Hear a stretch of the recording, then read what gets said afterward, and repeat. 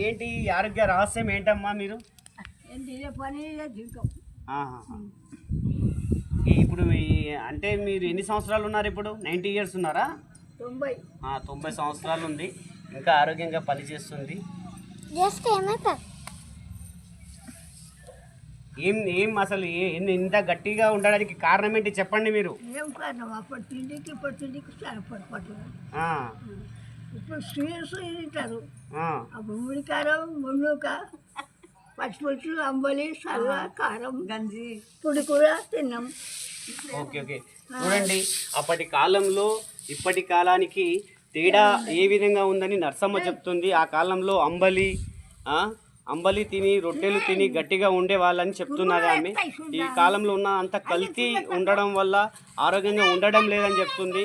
అప్పుడు అంటే ప్రాచీన కాలంలో ఉండే వాళ్ళు ఏ విధంగా తినారో అందుకే గట్టిగా ఉన్నారు.